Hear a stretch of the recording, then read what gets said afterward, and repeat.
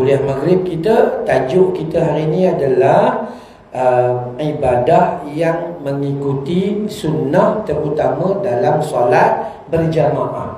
Itu utama. Yang kedua, besok kita cerita tentang ciri-ciri jiran sepakat yang berpandukan hadis baginda Nabi sallallahu alaihi wasallam. Ya, insya-Allah. Baik. Yang pertama sekali kita nak ambil faham dulu, nak ambil faham tentang amal seorang hamba kepada Tuhannya itu seperti mana yang telah ditetapkan ataupun telah termaktub dalam 3 buah kitab utama. Yang pertama telah disebut oleh Imam Ibnu Kathir dalam Sahih Tafsir Al-Azim. Satu. Yang kedua disebut oleh Imam An-Nawawi dalam kitabnya Riyadus Salihin, Taman Orang Saleh.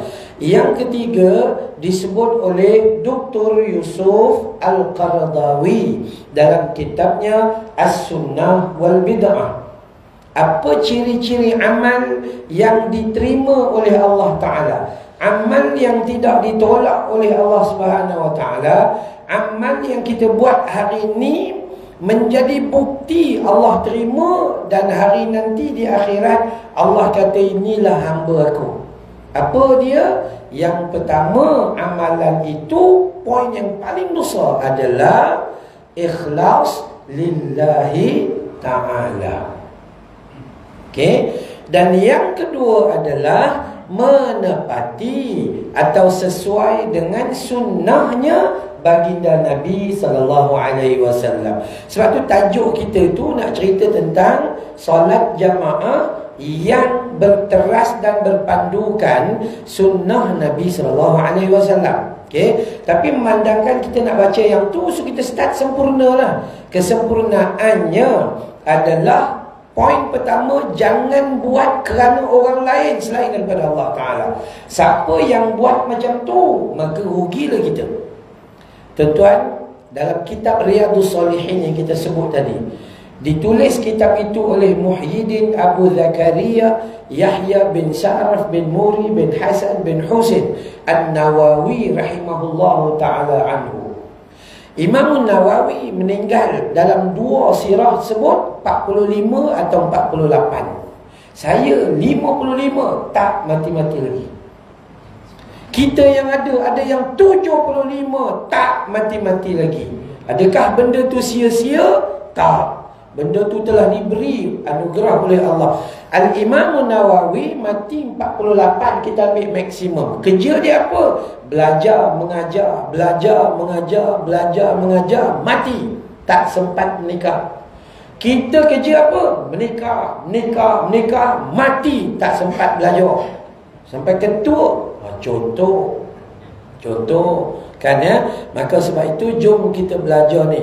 Al-Imam Nawawi meletakkan beberapa hadis dalam bab keikhlasan dalam kitabnya Riyadus Salihin, tentang kalau kita tak beramal tak di dunia ni, beramal tapi tak ikhlas, di akhirat masuk neraka. Orang tu bukan tak beramal, dia beramal. Contoh dalam hadis Muslim ada 3 golongan yang disebut. Ni tak start lagi, baru mukadimah. Mukadimah dulu lah, nak bagi faham dulu. Nak bagi tahu bahawa orang yang beramal tidak ikhlas. Ada 3 golongan yang beramal tidak ikhlas. Di dunia dia beramal, tapi di akhirat Allah campak di dalam neraka Jahannam. Hadis sahih. Boleh buka dalam kitab Riyadus Salihin. Tambah-tambah kita orang Melayu, Banjar, Jawa dan Rawu ni, memang kitab itu dah menjadi satu rujukan kepada kita. Salah satu golongan adalah orang yang mati syahid.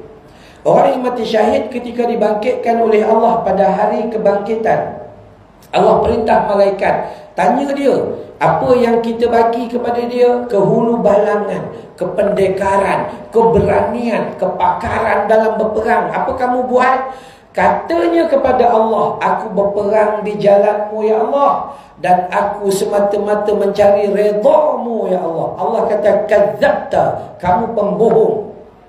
Ketika kamu keluar berperang, daripada pangkat kapten kamu nak jadi major, Daripada major awak nak jadi lieutenant colonel. Daripada lieutenant colonel nak full colonel. Daripada itu dia naik. Awak nak pangkat, nak, semua awak dah dapat. Apa Allah bagi? Allah terbalikkan wajah kita, lalu Allah seretkan ke tanah, lalu Allah campak ke dalam neraka Jahannam. Orang mati syahid masuk neraka. Kita yang syahid time kuliah ni agak-agak macam mana? Tunduk. Ingatkan khusyuk, syahid rupanya. Khutbah pun syahid, semua syahid. Dia berperang, tapi rupa-rupanya masuk neraka. Golongan kedua adalah orang yang dipanggil sebagai qari dan qari'ah. Orang yang mengaji Quran ni bukan main. Di akhirat Allah tanya dia, wahai qari dan qari'ah, kami telah titipkan kepadamu kebolehan penguasaan Al-Quran, suara yang sedap, ya, segala macamlah penguasaan Al-Quran melebihi orang lain. Apa kamu buat? Dia kata, ya Allah, aku belajar Al-Quran, aku mengajar Al-Quran, aku jadikan Al-Quran sebagai perjuangan kehidupanku, dan aku buat semata-mata mencari redha-Mu. Allah kata, kadzabta, kamu juga pembohong. Ketika kamu baca Quran, kamu mau dapat juara dan naik juara. Satu dunia pergi semata-mata nak belajar lagu Al-Quran, tapi dia sendiri tidak beriman dengan isi kandungan dan hukum hakam di dalam Al-Quran. Allah terbalikkan ahli Al-Quran tadi itu, diseret sehingga gugur daging mukanya, lalu dicampak di dalam api neraka Jahannam. Orang baca Quran masuk neraka kerana gagal ikhlas. Bayangkan kita yang jenis baca WhatsApp agak-agak masuk surga ke tidak?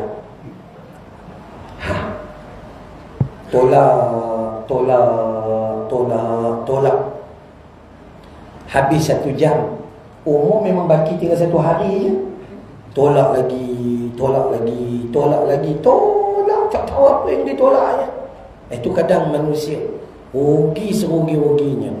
Handphone ni tuan-tuan, kalau tak dijaga rapi, memang dia curi umur kita dalam keadaan kita tak perasan.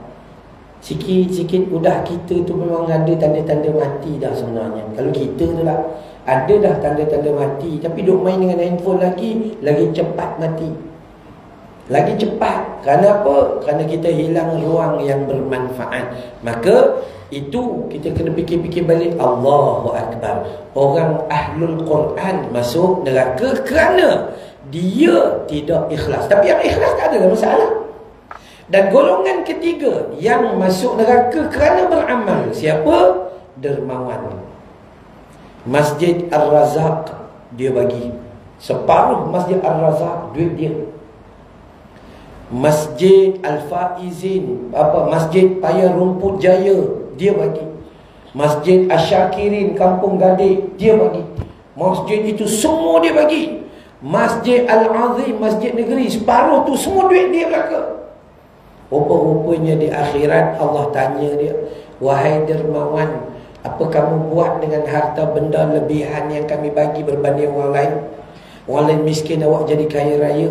Dia kata, ya Allah, aku menggunakan harta yang kau beri pada aku untuk menderma, membangunkan masjid, bantu pusat tahfiz, bangunkan rumah orang tua-tua dan sebagainya, macam-macam.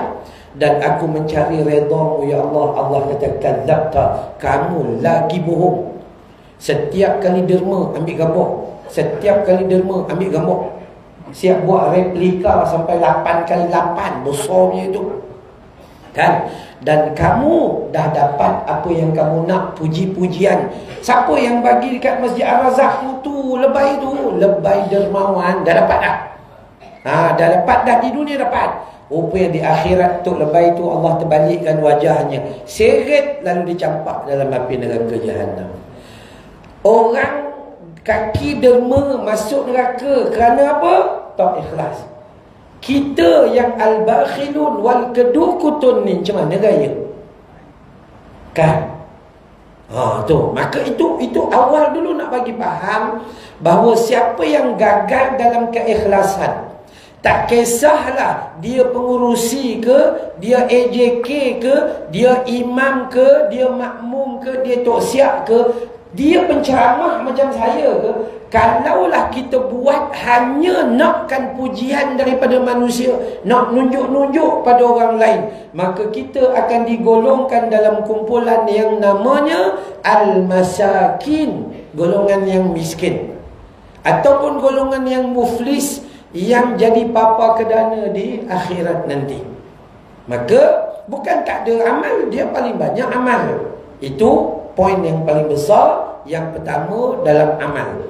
Dan poin yang kita nak bincang itu yang kedua. Yang pertama tadi tu, kalau kita rujuk dalam Al-Quran bagi tahu, tuan-tuan, dalam surah Al-Kahfi surah 18 pada ayat 110, ayat penghujung, separuh daripada penghujung tu kan, surah Al-Kahfi. Allah kata, "Falyamal 'amalan shalihan wa la yusyrik bi'ibadati rabbih ahada." Orang yang beramal soleh itu janganlah dia mensyirikkan Allah di dalam ibadahnya. Apa maksud mensyirikkan Allah? Dia buat ibadah dengan tidak ikhlas dan tidak mengharapkan redha Allah, tapi dia mengharapkan puji-pujian daripada manusia. Itu bermaksud dia mensyirikkan Allah, kerana dia berniat mengharapkan daripada orang lain berbanding daripada Allah Ta'ala. Wala yusyrik bi'ibadati rabbih ahada. Orang yang tidak ikhlas ataupun orang yang riak mengharapkan pujian daripada manusia, dia termasuk golongan yang syirik. Besar dosa dia tu, golongan yang syirik. Ya, maka yang itu poin pertama. Poin kedua, ikut sunnah Nabi. Ikut sunnah Nabi ni dikatakan oleh ulama yang tiga nanti, orang yang bagi tahu bahawa saya ikhlas, alhamdulillah, tapi rupanya belum sampai. Kenapa? Tengok amalannya itu adakah bertepatan mengikut sunnahnya Nabi. Contoh, ini bulan Zulhijjah, tak lama lagi masuk Muharram. Ini pun satu perkara. Udah umur 88, bulan Islam tak hafal-hafal. Ya, bulan orang putih ni dihafal. Januari, Februari, March, April, Mei, Jun, Julai, Ogos, September, Oktober, November, Disember. Hafal. Sedangkan orang putih tiru daripada Al-Quran, tukar nama je. Kita yang IC Islam daripada kecil sampai ke mati, bulan Islam tak hafal-hafal. Entah apa kita buat. Bulan Islam ada dalam Quran, terutama di dalam ayat 36 dalam surah At-Taubah. Inna iddatash syuhuri indallah 12 syahran fi kitabillah yawma khalaqas samawati wal ard. Ila akhiril ayat. Bulan dalam perhitungan di sisi Allah itu jumlahnya 12 bulan. Fi kitabillah, semuanya dalam ketetapan Allah. Semenjak Allah cipta langit dan bumi lagi dah ada 12 bulan. Orang putih, dia ambil, dia curi, dia tukar nama. Akhirnya kita percaya yang buat kalender itu adalah orang putih, sedangkan Allah yang sebut dalam Al-Quran. Akhirnya kita umur 80. Cucu tanya, "Atuk, umur berapa Tok?" 80. Bulan Islam kan mula dengan Muharram tu kan. Lepas Muharram tu, atuk jawab, lepas Muharram Muhalal. Atuk sampai ketua bulan Islam tak hafal. Itu boleh tahan. Tidur 80 tahun, doa tidur belum hafal-hafal. Sedangkan doa tidur Bismikallahumma ahya wa amut, itu aja. Tapi kita kalau tak nak, tak ada siapa boleh nolong kita. Kalau kita tak nak lah. Kalau kita nak, insya-Allah seminggu hafal dapat. Kadang kesian dengan diri kita. Nampak macam beriman, tapi rupanya yang dunia kita ni tinggi dapat. Rupa-rupanya ilmu akhirat kita macam kelas tadika aje, walaupun umur kita 70. Sian dengan diri kita sendiri. Jom kita usaha tambah amal. Salah satu daripada dia tadi adalah menepati sunnah Nabi SAW. Contoh yang bulan ni, kita masuk pada bulan Muharram. Bulan Muharram dikaitkan dengan apa? Dikaitkan dengan awal Muharram atau Ma'al Hijrah. Yang tak apa, kita biarkan dulu. Kita nak tengok apa amalan yang kita buat pada bulan Muharram. Paling besar bulan Muharram itu adalah pada hari Ashura. Kan? Ashura tu nak bagi peringatan, itu bukan bubur. Nak bagi peringatan, yang kita sibuk nak buat bubur tu, Ashura bukan bubur. Ashura tu adalah 10. Bahasa Arab kata 10. Hari yang ke-10 disunahkan kita puasa. Tapi kadang-kadang umur kita sampai 70-80, puasa tidak, kacau bubur tiap-tiap tahun. Iya, yang Nabi suruh adalah puasa. Adakah dalam kitab suruh kita kacau bubur? Tak ada. Tak payah kacau, yang awak pun kencing manis 17. Kadang-kadang merapu kita. Sebab itu salah satu kegagalan kita adalah kita tak nak ikut sunnahnya Nabi SAW. Sehingga Nabi sebut boleh puasa 9 dengan 10. Boleh juga puasa kalau tak sempat 10 dengan 11. Kalau tak larat 10 saja. Ustaz, kalau 10 pun tak larat, kau memang teruk. Itu aja. Kalau awak sakit tak apa. Ini kita melantak 365 hari sepanjang tahun. Puasa sunat ni tuan-tuan, benda yang sunat sukar dibuat. Benda wajib senang. Wajib buat dapat pahala, tinggal berdosa, takut dah kita. Tapi sunat buat dapat pahala, tinggal tak ada apa-apa. Sampai ketua menyunat aja, tinggal. Itu rugi. Siapa rugi? Kita lah rugi. Orang lain, pelajar-pelajar Universiti Perguruan Sultan Idris, kan yang meninggal hari itu 5-16 orang aksiden, dapat sempat hidup 21 tahun aja. Kita 81, tak mati-mati lagi.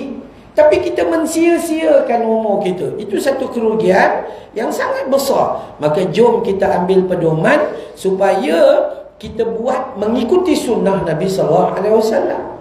Kadang-kadang kesian. Saya bukan larang orang buat bubur tu. Cuma jangan percaya dengan hadis palsu. Bubur tu kalau kita ngaji, itu bermula di Iraq oleh Syiah Ismailiyah. Bubur Ashura tu, dia percaya Syiah kan 10 Muharram dia apa, luka-lukakan badan dia tu kan.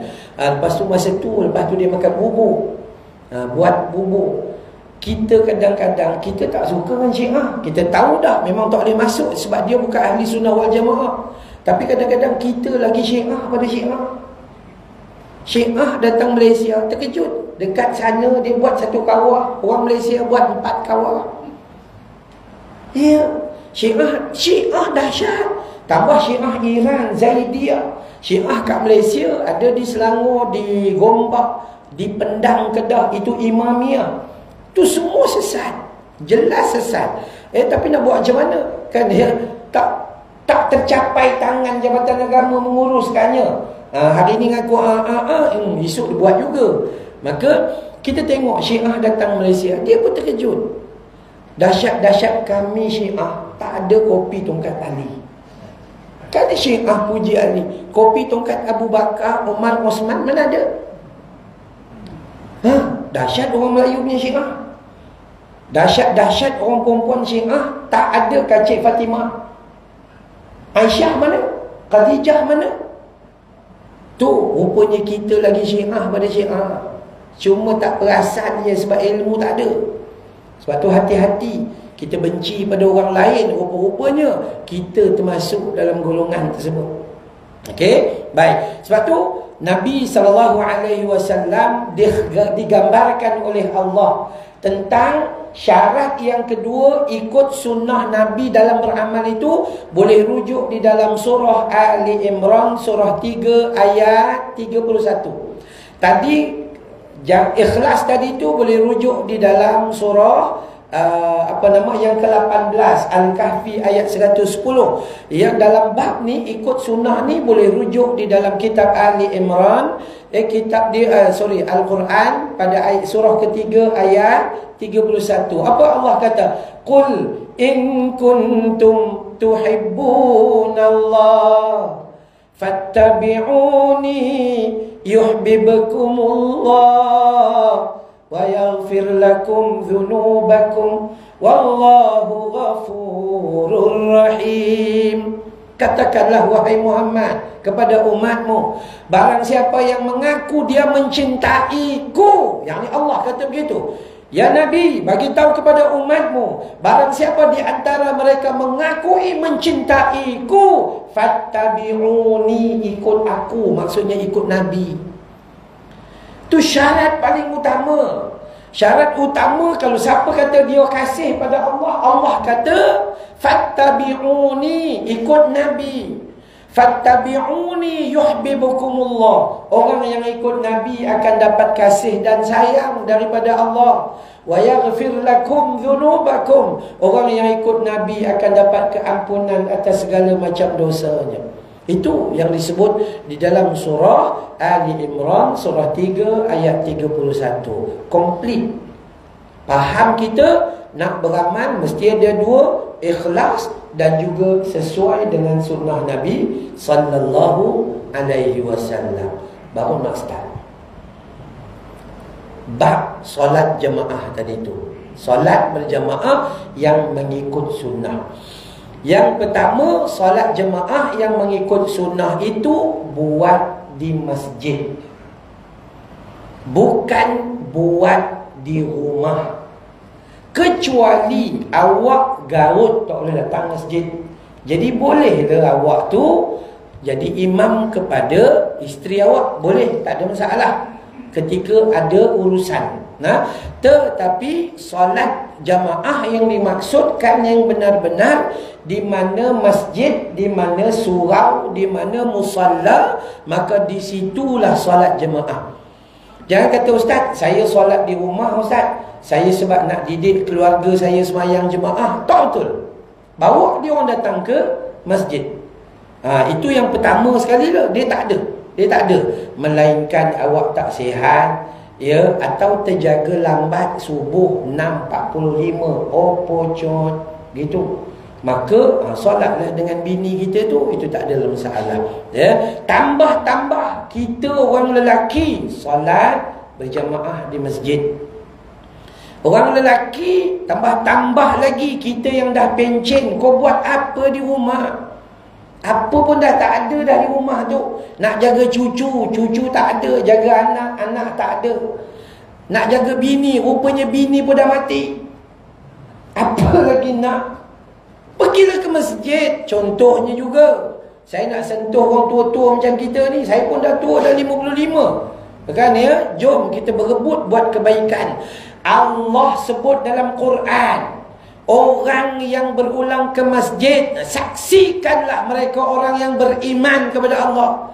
Dalam hadis Nabi, orang yang berulang-alik ke masjid salat jamaah, maka pasti dia akan dimatikan dalam keadaan husnul khatimah. Tapi syaratnya yang dua tadi, ikhlas dan ikut sunnah Nabi sallallahu alaihi wasallam. Baik, itu pertama, salat jemaah di masjid, ikut sunnah lah.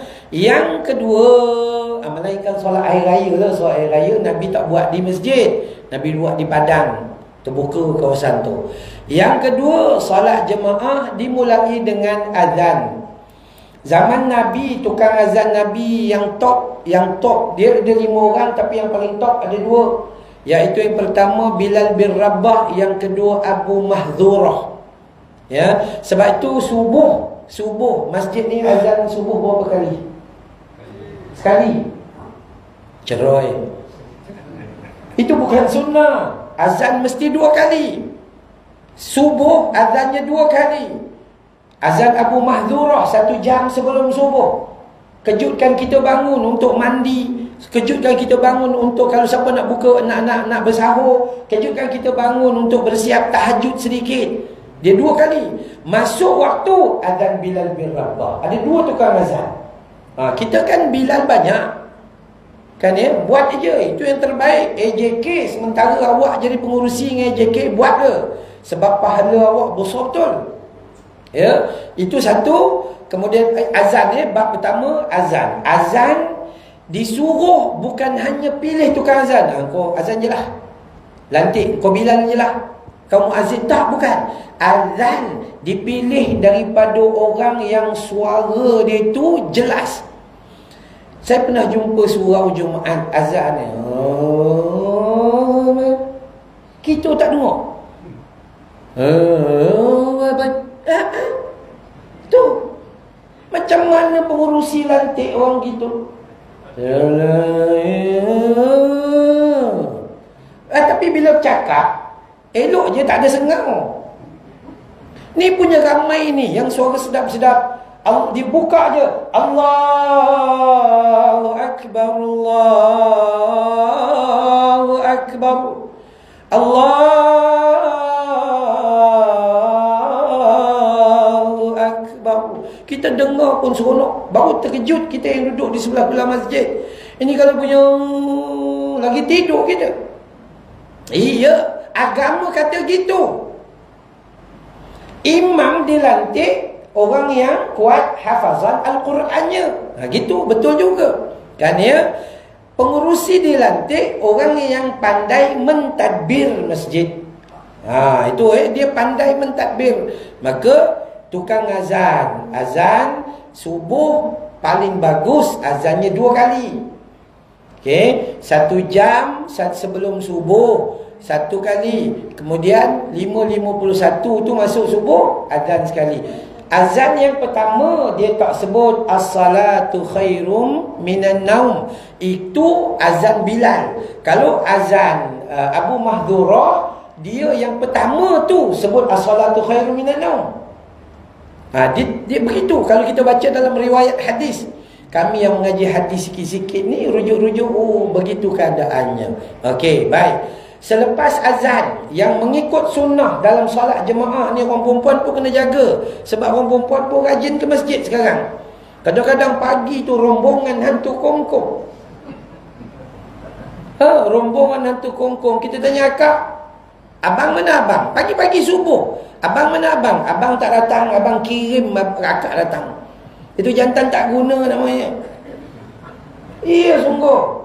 Orang perempuan, kata Nabi, seorang sahabiah perempuan, dia datang kepada Nabi. Dia kata, ya Rasulullah, aku suka solat di masjid, jadi makmummu ya Rasulullah. Kata Nabi, aku tahu kamu suka, tetapi ketahuilah solat bagi orang perempuan, solat fardu yang terbaik adalah di rumah. Di rumah. Itu asalnya. Tapi ada hadis lagi. Hadis lain kata, seandainya orang perempuan nak ke masjid untuk solat jemaah, jangan kamu larang, wahai lelaki. Pertama, kata Nabi, solat je di rumah. Tapi kalau dia nak pergi juga, maka jangan larang. Bawa je lah dia pergi. Okay? Cuma hati-hati. Bila pergi, tambah-tambahkan ya, yang orang perempuan tu janda. Ustaz, saya kan janda senang, tak ada siapa jaga saya. Saya boleh datang bila-bila. Janda lagi jangan datang. Kenapa Ustaz? AJK bukan boleh percaya. Betul. Kan dia. Tambah-tambah pengurusi tu. Mana pengurusi? Contoh-contoh. Okey. Tetapi ni zaman ni ada perbincangan. Oh, betul lah bila Nabi kata jangan larang. Kenapa? Ada ulama kata kenapa harus larang? Ketika hari ni orang perempuan dah keluar bekerja, dia sendiri pergi keluar, berkata-kata dia pergi boleh. Ketika hari ni dia dah pergi shopping mall, takkan masjid tak boleh pergi. Hari ni mereka lah yang paling banyak sekali rombongan, berbas-bas, kejar rombongan. Kan ya? Hari ni perempuan pergi pasar, kenapa masjid tak boleh pergi? Kan? Jadi ada perbincangan. Maka sebab itu jangan larang apabila perempuan nak ke masjid, tapi beritahu mereka hukum asasnya di rumah lebih utama. Tetapi kalau ada ceramah, ada pengajian, datanglah. Itu je sebenarnya. Okey, baik. Itu tentang solat jemaah yang tadi, azan. Selepas azan, Ya, jangan lupa dalam sunnah selepas ba'dal azan atau selepas iqamah, maka jangan abaikan selawat ke atas Nabi sallallahu alaihi wasallam. Selawat yang macam biasa, Allahumma salli ala Muhammad wa ala ali Muhammad, baru angkat tangan doa. Atau doa tanpa angkat tangan. Selawat dulu. Bila imam dia la ilaha illallah, kita pun la ilaha illallah, Allahumma salli ala Muhammad wa ala ali Muhammad, baru baca Allahumma rabbaha. Nah, kenapa? Kata Nabi, orang yang berselawat selepas iqamah dan azan, maka Allah berselawat kepadanya 10 kali. Itu nikmat besar. Itu sunnah. Jangan biarkan rugi begitu aja kita. Buat walaupun nampak kecil, tapi dia besar sebenarnya. Sudah selesai saja kita tu. Kalau di antara tu ada solat sunat qabliyah, lepas subuh terutamanya, Nabi kata raka'atal fajri khairum minad dunya wa ma fiha.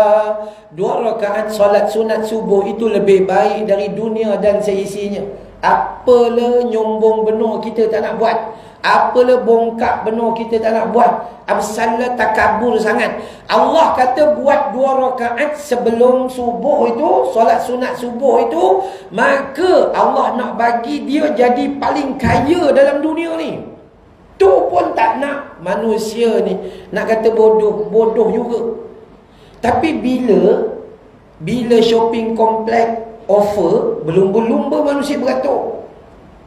Pergi Melaka Central, pergilah kedai baju mana-mana orang perempuan, tiba-tiba ada kedai tudung offer, harga RM50 turun RM35. Ya Allah, dia nanti beli tudung bawal, tenggiri, kembung, jenahak, pari, semua dia beli. Ya sungguh. Itu bila manusia tawar, oh kita seronok. Tapi bila Allah offer, kita tak minat. Kesombongan besar kita. Jaga solat sunat, sama ada qabliyah maupun ba'diyah. Di antara azan dan iqamah ini, solat sunat yang benar-benar dianjurkan ada 5. Yang pertama, solat sunat subuh.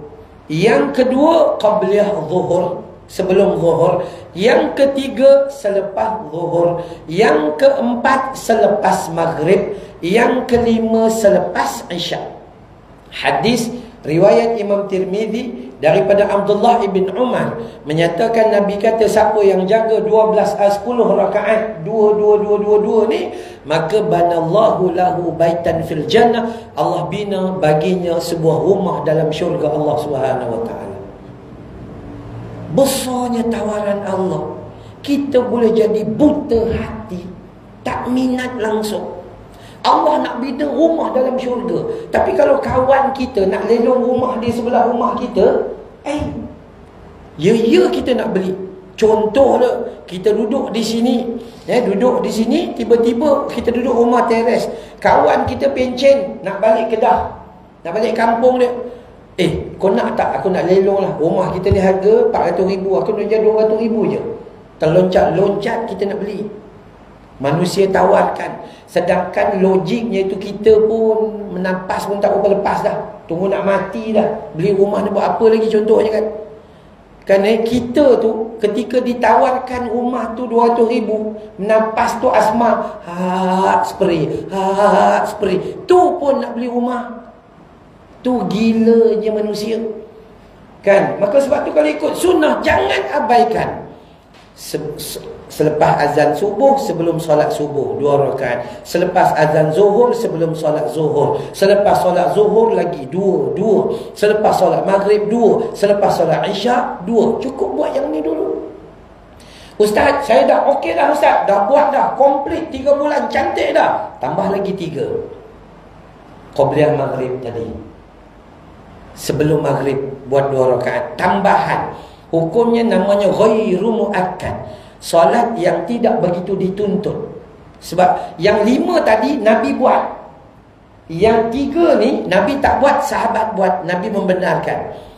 Ya, apa yang dia kena buat? Kita start dulu dengan asar.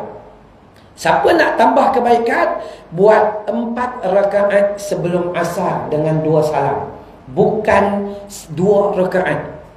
Hadis sahih, barang siapa yang buat solat sunat sebelum asar 4 rakaat dengan 2 salam, maka Allah turunkan kasih dan cintanya kepada kita. Bukan 2 rakaat. Okey, dia 4. Tambah-tambah, kita dah makin tua ni, buatlah sikit, tambah sikit. Kemudian qabliyah maghrib yang kita buat tadi tu, dan kemudian qabliyah isyak. Kalau tak ada majlis ilmu, buatlah. Jadi kalau ikut, kita ada 8. Tapi yang Allah tawarkan pada kita 5. Jaga 5 tu dulu. Siapa tambah jadi 8, baguslah. Tapi syarat dia kembali pada tadi. Dia kena buat, kena ikhlas. Lepas tu kena ikut sunnah Nabi SAW. Baik.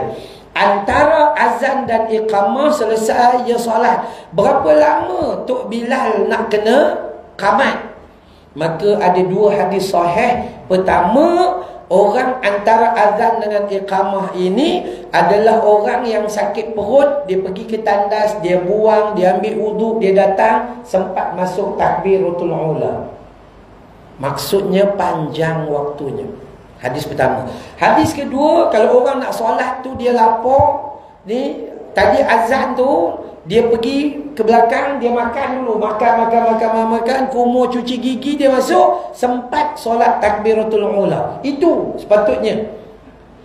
Kita pergi Mekah dengan Madinah, berapa lama?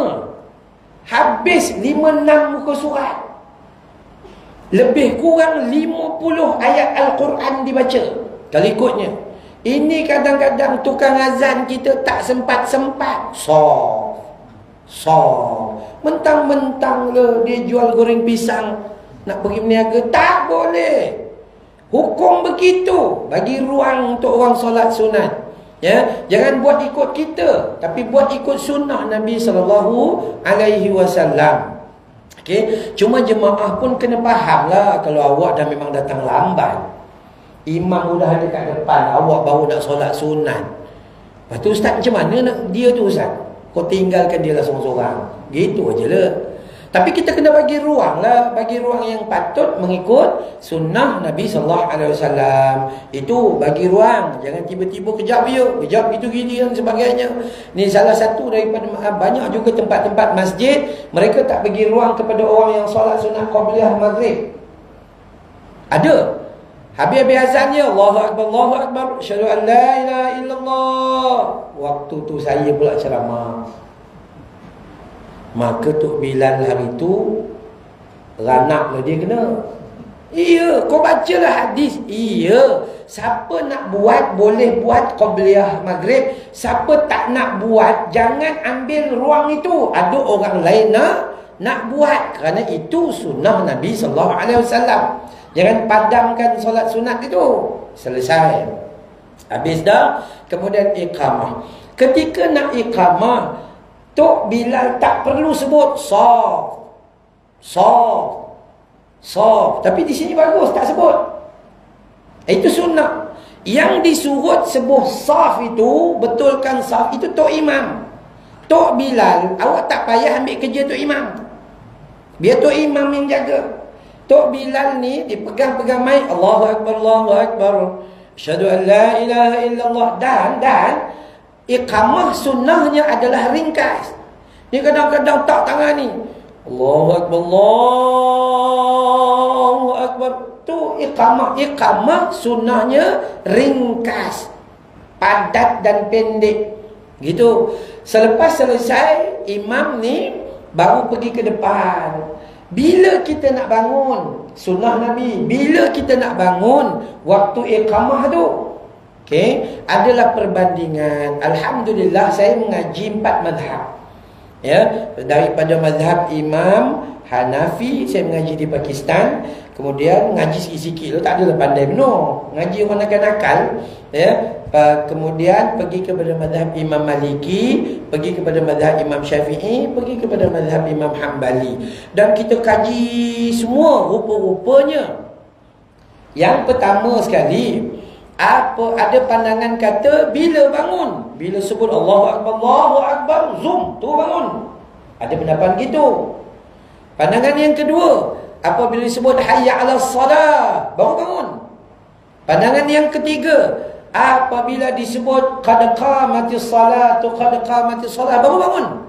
Pandangan yang keempat, selesai dah Allahu Akbar, la ilaha illallah, baru bangun. Dan pandangan yang kelima, apabila imam sudah berada di depan, wajib segera bangun. Jadi ada 5. Cek semua. Oh, ada kondisi perbandingan. Yang paling baik sekali bagi orang yang sihat, maka bangun ketika qad qamatis salat atau qad qamatis salat. Itu paling baik sekali. Ya. Yang kedua, total bagi pandangan mazhab kita Imam Syafi'i, selesai qamat baru bangun. Tetapi Imam Syafi'i berkata sedemikian mengikut keadaan kesihatan kita. Kalau awak dah habis dah, baru awak nak merangkak bangun, awak garut dua-dua kaki, kan lambat nak takbir. Sebab itu ulama-ulama bagi tahu pada orang yang sakit, disunahkan pada dia bangun lebih awal. Bangun lebih awal dan bersiap. Okey, empat yang pertama ni semua terpadam. Terpadam bila?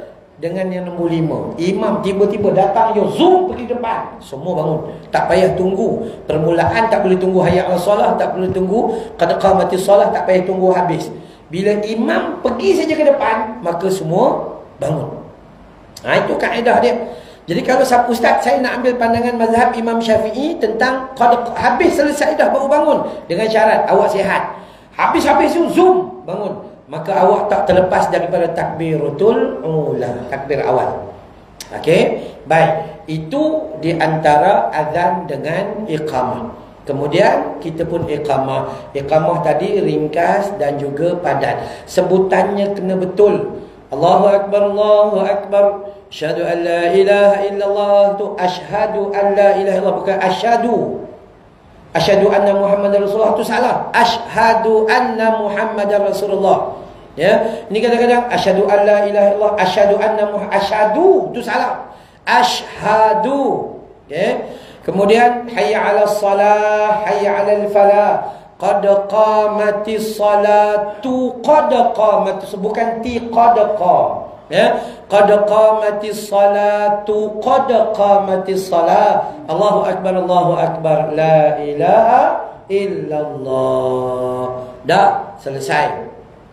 Bagi sebahagian pandangan mengatakan doa azan hanya dibaca waktu selepas azan sahaja. Waktu iqamah tak ada doa, melainkan selawat sahaja. Tapi sebahagian pandangan lain mengatakan doa yang sama juga dibaca. Mana-mana je, itu tak ada masalah. Okey, selesai, maka imam ada di hadapan. Bila imam ada di hadapan, maka imam buat apa? Imam tidak terus Allahu Akbar, bukan. Sunnah Nabi adalah imam memandang ke arah makmumnya. Pegang mic, letak mic elok-elok, pandang ke arah makmum. Wahai makmum, betulkan saf. Cakap Jawa pun boleh, tak payah cakap Arab. Tu kan ya. Cakap Jawa, cakap Melayu boleh. Kata betulkan saf, rapatkan saf. Mana-mana ada ruang kosong, penuhkan. Terutama saf-saf di hadapan. Jom berlumba-lumba penuhkan saf. Siapa yang bawa handphone tolong cek kod-kod, nanti keluar lagu Hindustan. Ya, kita tua dah, ya kan ya? Jadi terlupa. Saya setiap kali bergerak ada 2 handphone. Satu isi ilmu, dalam ni ada segala macam kitab, segala macam apalah. Yang ni untuk buat live. Adalah lebih kurang 164 orang ni ya, buat live. Jadi 2 handphone ni, kadang-kadang kita pun tersasul, terlupa.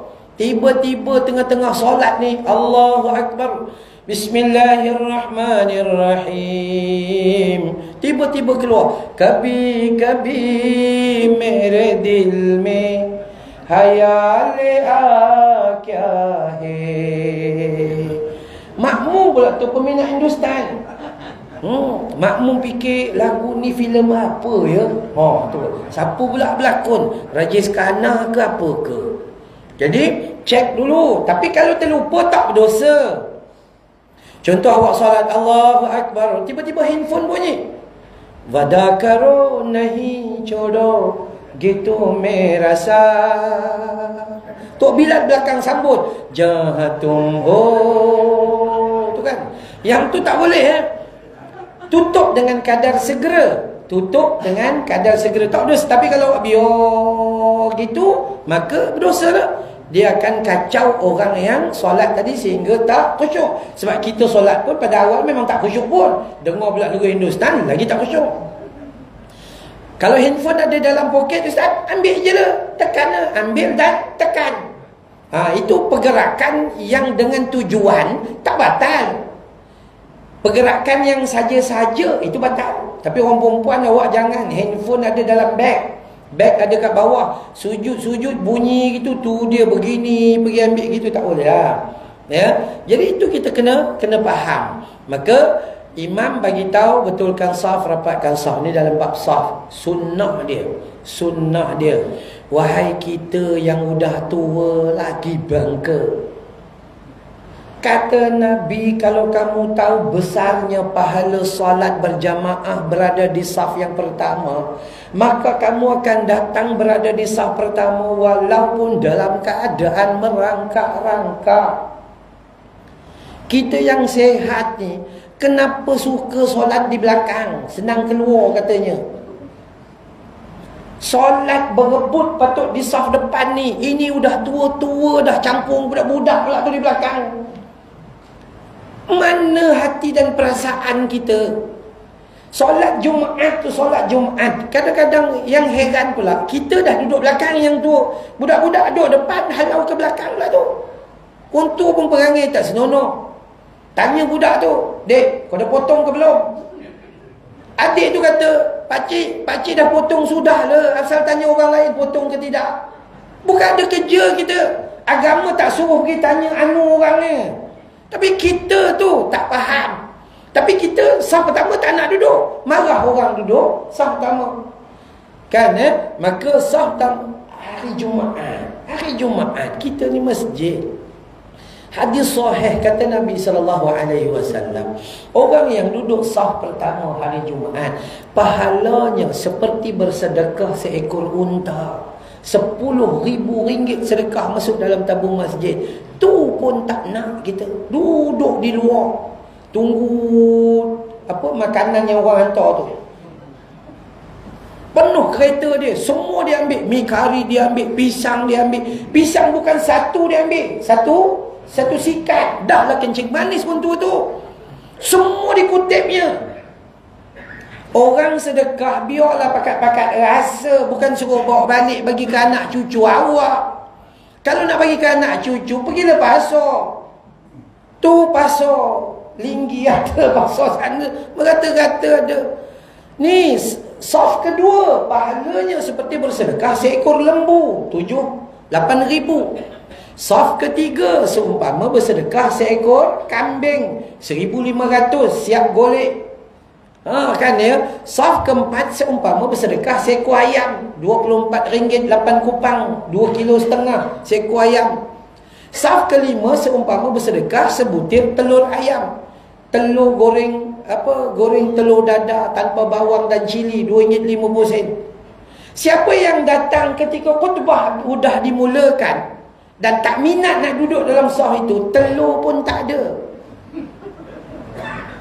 Kita dah tua-tua langsung tak ada perasaan. Heran betul kita ni.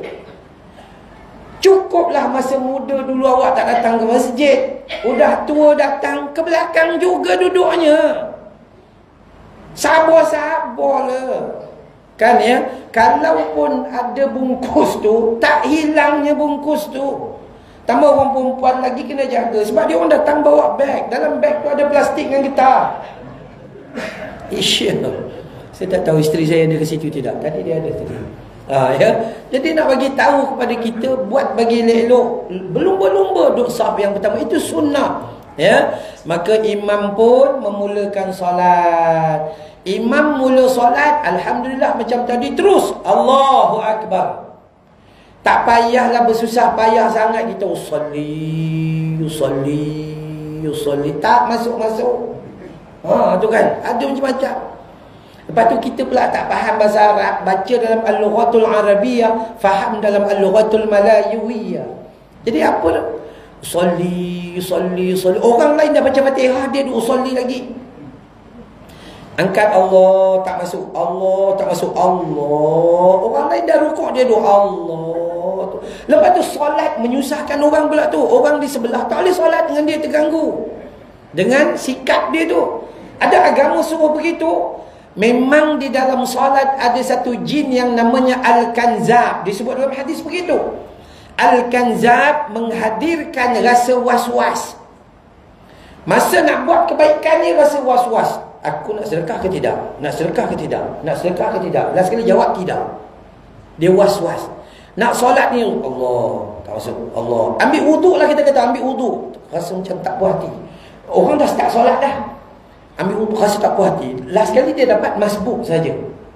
Lagi teruk, dia ambil wuduk, imam dah bagi salam, dia duk ambil wuduk ni. Itu Al-Kanzab, jin yang bernama Al-Kanzab. Dia buat kita supaya kita terlepas daripada kebaikan kerana satu-satu benda yang mengarut gitu je. Patutnya tak. Ya, masuk dan terus imam angkat Allahu Akbar. Dalam bab niat ini, Imam Syafi'i kata, kalau tidak hadir niat, maka sebutlah usolli. Tapi kalau dah memang ada niat, tak payah sebut usolli. Awak berdiri di saf ni, awak tahu tak nak salat apa? Tahu, salat maghrib. Udah, Allahu Akbar. Udahlah. Cukuplah. Salahnya kita tak mengikut sunnah bila? Imam Allahu Akbar, maka kita baru usolli fardal maghribi arba'a raka'atin ma'muman adaan lillahi ta'ala. Allahu Akbar. Kita tak dapat takbiratul ula. 27 pahala tidak sempurna kita dapat. Patut imam tu Allahu Akbar, kita pun Allahu Akbar. Tapi jangan awak dulu daripada imam lah, itu aja. Kan Allah, awak bar. Gitu tak boleh lah. Kan ya? Tu kaedah dia.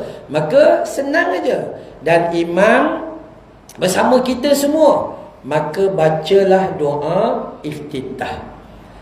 Iftitah atau istiftah panggilan dia, pembukaan. Ya, doa istiftah ataupun iftitah adalah doa yang kata Nabi, aku takjub dan rasa ajaib kerana orang yang baca doa iftitah atau istiftah ini, maka Allah buka pintu langit menurunkan barakah atas dia. Jangan tinggal, ustaz, sunat ustaz. Habis tu rukuk baca, tak baca ustaz, sebaca sekali je, sunat ustaz. Surah pun tak baca ustaz, sunat. Akhirnya sampai ketua menyunat aja kerjanya. Apalah susah benar.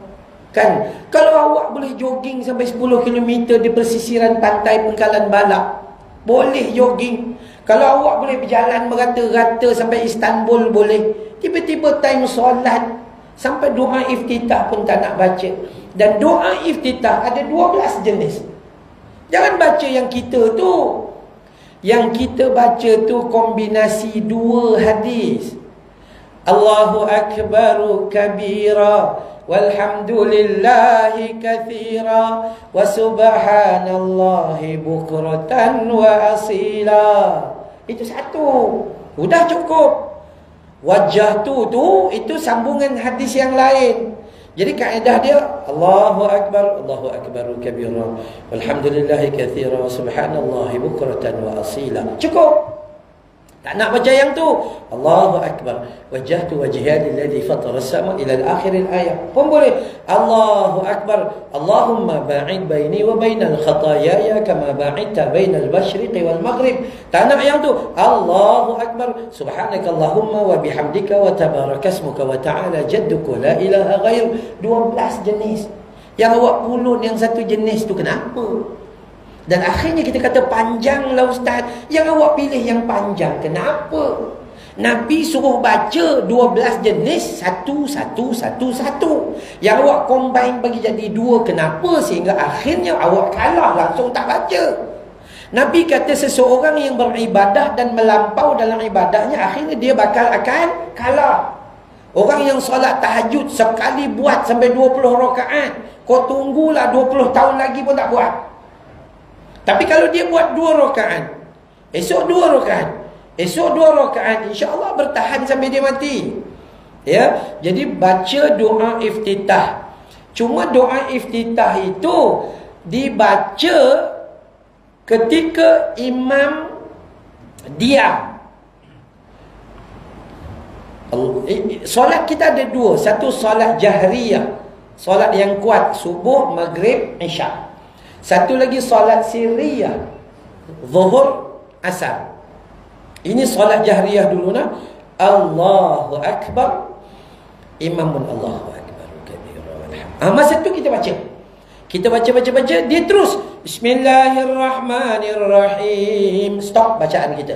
Walaupun baca separuh, stop dan letakkan telinga dan pendengaran kita pada pembacaan imam. So, jangan lawan dengan imam. Kalau solat sir boleh, sebab imam baca dengan perlahan. Itu tak ada masalah. Okey. Stop. Habis. Biar imam baca. Makmum ikut. Malah kalau tuan-tuan mengaji mazhab Imam Hanafi, kami di Pakistan, di India, kawan-kawan kita yang daripada Bangladesh dan Pakistan, kalau solat subuh, solat zuhur, solat maghrib dan isyak, dia orang ni Allahu Akbar, dia bacalah doa iftitah kalau imam senyap tu.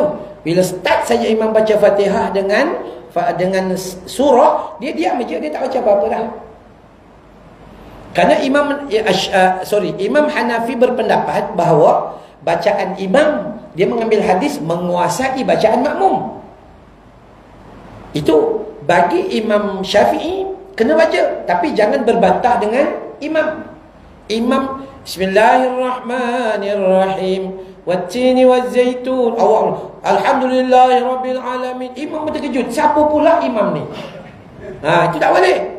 Itu pun salah dari mazhab Imam Syafi'i. Kena belahankan. Ini awak duduk saf kedua, suara awak dengar sampai saf ke-8.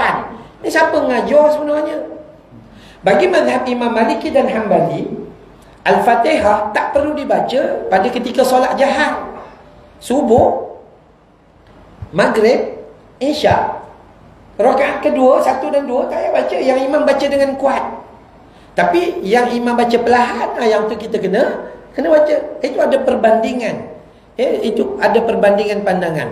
So apa yang kita perlu buat? Tak apalah kita nak ikut mazhab kita Imam Syafi'i, tapi baca dengan segera. Allahu Akbar, Allahu Akbar kabira, alhamdulillahi katsira, subhanallahi bukratan wa asila. Imam baca alhamdulillahi rabbil alamin arrahmanir rahim. Diam. Stop. Diam, dengar bacaan imam. Ustaz, kalau saya dengar tak faham, memang tahu dah, nampak muka awak memang tak faham. Tapi awak dapat pahala sunnah Nabi SAW. Nabi suruh diam dan dengar. Dapat tak pahala? Dapat pahala, menepati sunnah. Maka dah dengar aja. Di antara Al-Fatihah dengan surah, maka kita segera menghabiskan Al-Fatihah bagi pandangan Imam Asy-Syafi'i. Bismillahirrahmanirrahim. Alhamdulillahirrahmanirrahim. Begitu. Ini jangan bubuh lagu macam-macam, bayati, sika, apa lagi, nahawan sampai tak ketahuan. Bismillahirrahmanirrahim. Imam tu, ada imam depan, awak makmum sedar diri.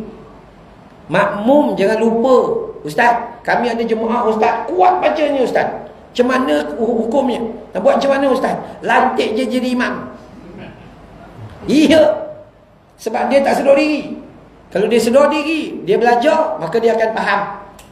Itu kaedah dia begitulah. Maka udah selesai kat situ, imam baca Fatihah, ikutlah. Nak baca macam mana? Nak kuatkan bismillah, boleh. Bismillahirrahmanirrahim, alhamdulillahirabbil alamin, boleh. Ataupun Allahu Akbar, dia Bismillahirrahmanirrahim, alhamdulillahirabbil alamin, boleh. Tak ada masalah. Bagi mazhab Imam Maliki, Tok Guru Imam Syafi'i, Imam Maliki kata jangan baca bismillah dalam Al-Fatihah dalam solat. Hukumnya makruh.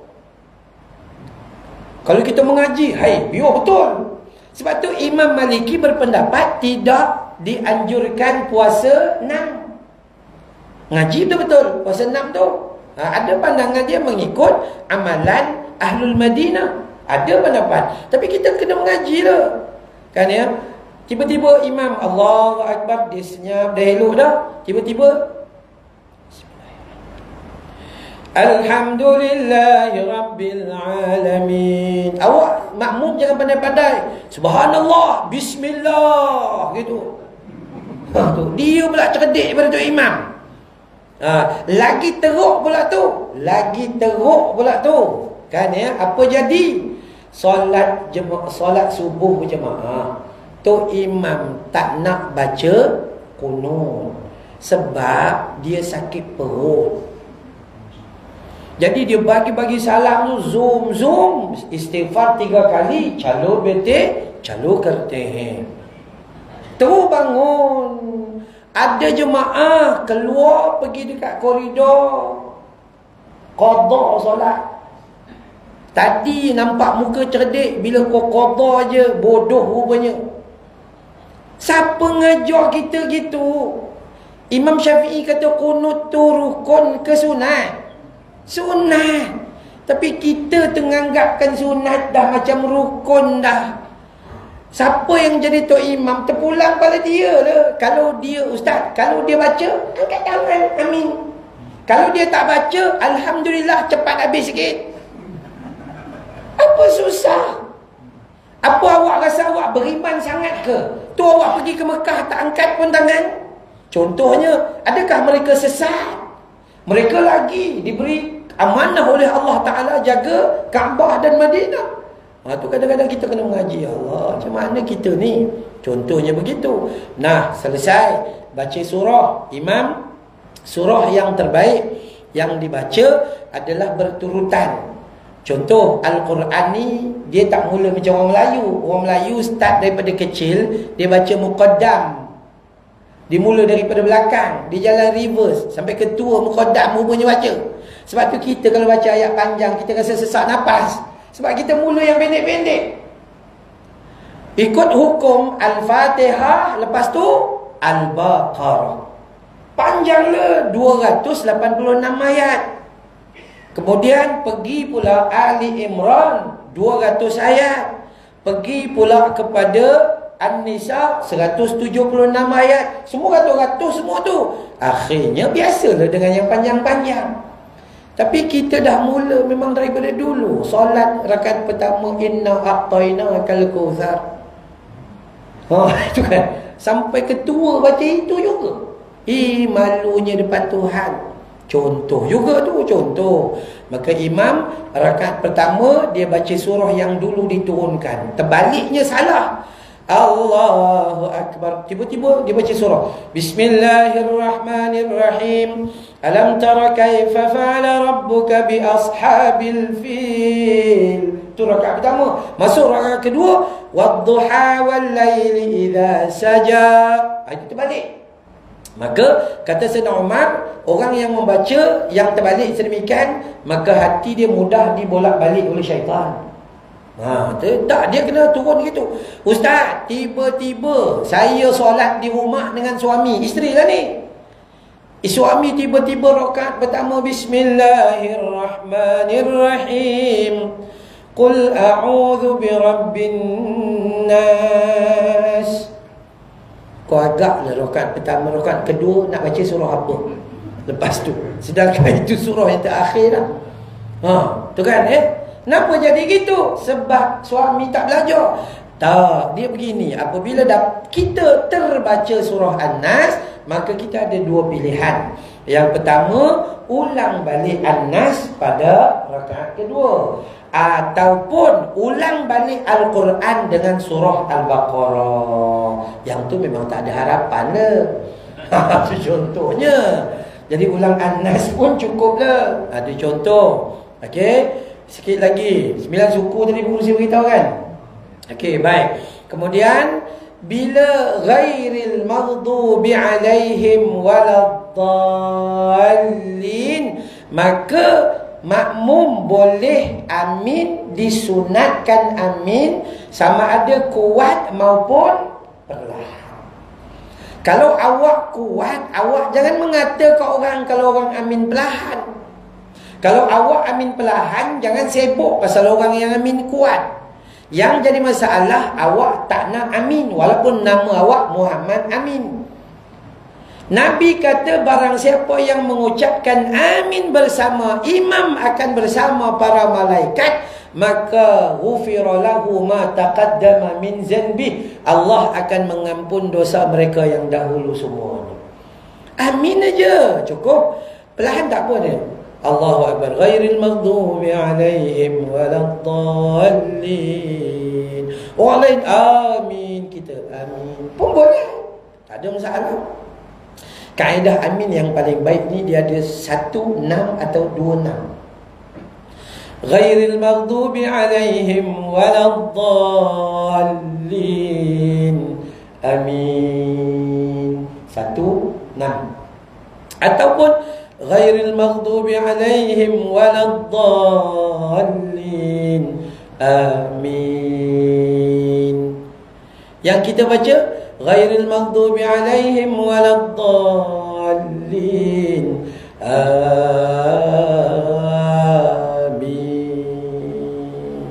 6 Jahannam. Dia amin ataupun amin.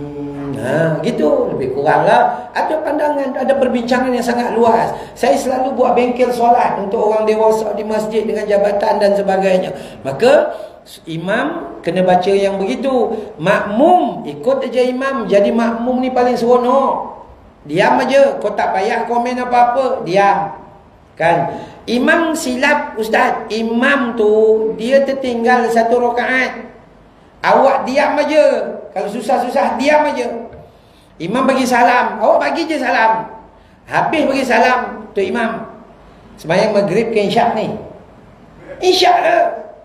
Isyak apa baru 3? Tu imam kata, iya ke? Iya. Cik imam kata, jomlah kita tambah lagi 1 rakaat. Boleh. Bangun, Allahu Akbar. Tak payah niat nawaitu atau usalli nyambungan. Gitu tak payah. Niat sambung aja. Udah selesai. Jadi tugas kita senang. Nabi solat asar 4 rakaat. Pada hakikatnya solat asar 4. Tapi pada hari itu Nabi solat 2 rakaat. Duduk tahiyat awal seperti tahiyat akhir. Sahabat tak kata apa-apa. Sedang sahabat perhati. Apa kena gini ni? Dia tak kata subhanallah. Kan ya? Salah ke apa begitu, dia tak kata pun. Dia ikut je tu imam. Nabi bagi salam, dia bagi salam. Kemudian terus sahabat tanya, ya Rasulullah, qasar ke hari ni? Kata Nabi, qasar apa? Kita bukan pergi musafir. Lupa kot. Apa pula lupa? Mana dia lupa? Allah nak bagi tahu bahawa Nabi tu manusia macam kita. Dia pun lupa juga. Dan kenapa Allah bagi Nabi lupa? Sebab bila Nabi lupa, apa macam dia buat selepas itu, kita belajar lah. Kalau kita lupa, kita buat gitu. Itu yang Allah bagi Nabi lupa tu. Boleh tak Allah tak bagi Nabi lupa? Memang boleh lah. Tapi dia bagi Nabi lupa sebab nak bagi pengajaran kepada kita. Nabi kata, iya ke? Iya, baru 2 rakaat. Kalau macam tu, jomlah kita tambah lagi 2 rakaat. Kalau masjid kita, tak boleh. Kita kena start balik. Tu kan? Iya, kita tak ikut sunnah. Udah, selesai. Kemudian, selesai semua.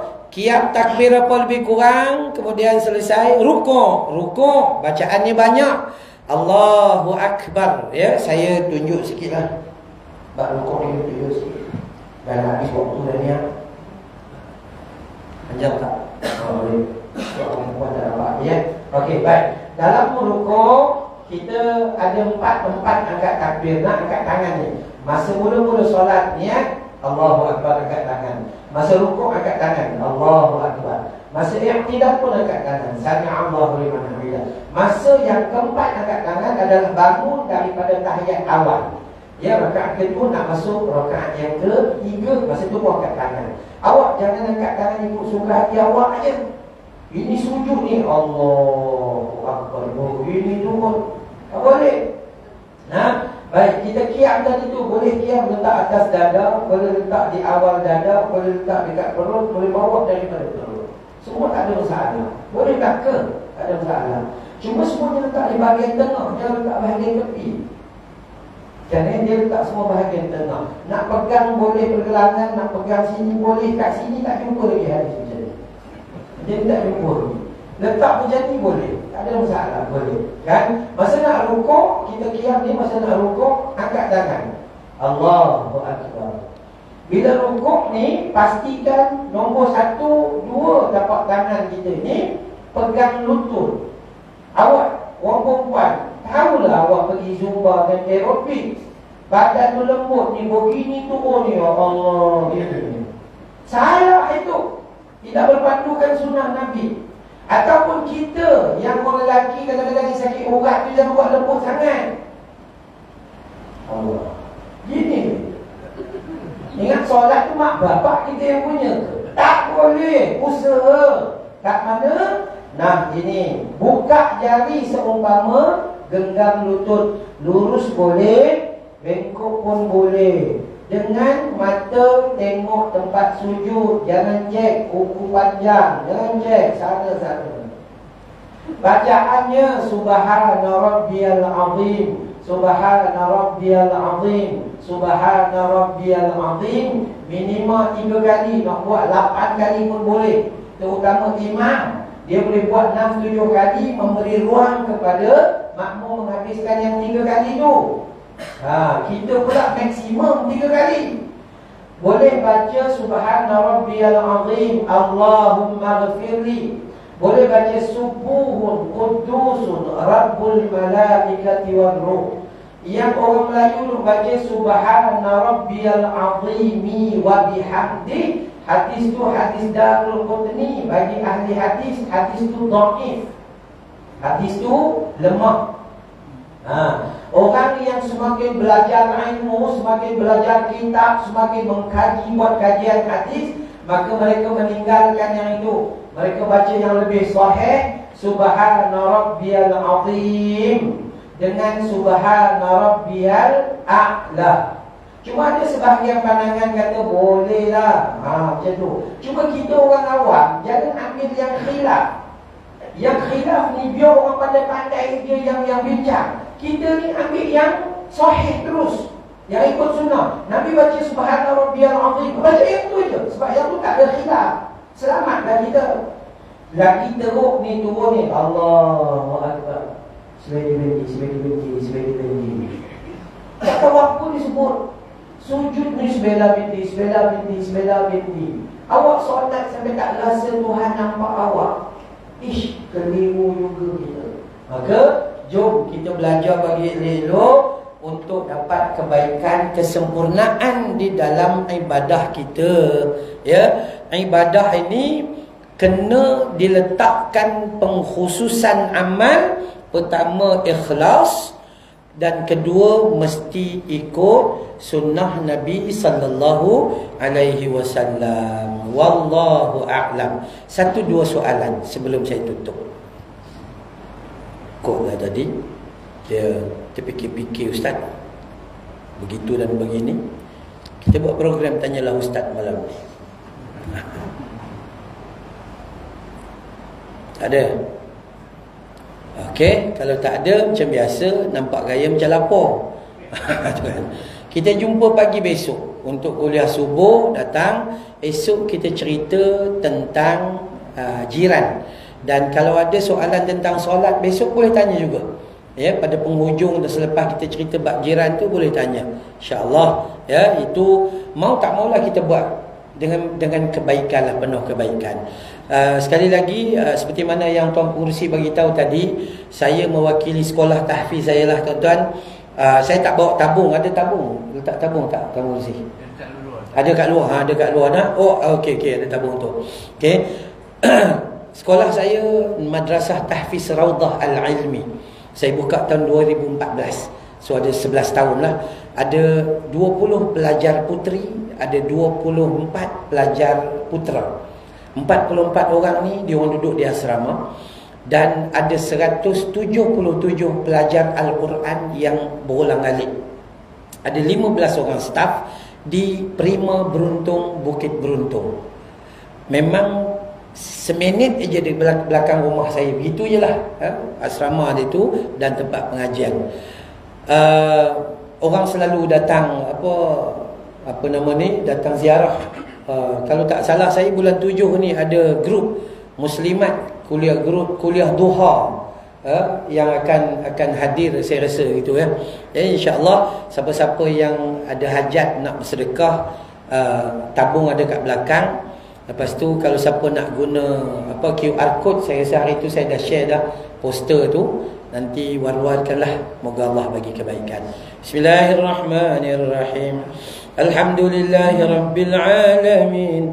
Wassalatu wassalamu ala sayyidil mursalin wa ala alihi wa sahbihi ajma'in. Ya Allah, ya Rahman, ya Tuhan kami, ampuni dosa kami ya Allah, dosa ayah dan ibu kami ya Allah, dosa pasangan hidup kami ya Allah, dosa anak-anak dan seluruh ahli keluarga kami ya Allah. Ampuni dosa teman-teman sepengajian kami ya Allah, umat muslimin wal muslimat yang hidup maupun telah meninggal dunia ya Allah. Bantu kami ya Allah dalam kami mengingati-Mu ya Allah. Bantu kami dalam kami bersyukur padamu ya Allah. Bantu kami dalam kami memperbaiki amal ibadah terhadap-Mu ya Allah. Ya Allah, ampuni mereka yang bersedekah ya Allah. Jadikan sedekah mereka penghubung jalan ke syurga-Mu ya Allah. Jadikan sedekah mereka benteng dari panas api neraka-Mu ya Allah. Ya Allah, sebagaimana Kau himpun kami dalam taman syurga ini ya Allah, himpun kami nanti dalam jannatul firdaus-Mu ya Allah. Wa sallallahu ala Muhammad wa ala alihi wa sahbihi wa baraka wa sallam. Walhamdulillahi rabbil alamin. Subhanakallahumma wa bihamdika asyhadu an la ilaha illa anta astaghfiruka wa atubu ilaik. Wa billahi taufiq wal hidayah. Wassalamu alaikum warahmatullahi wabarakatuh.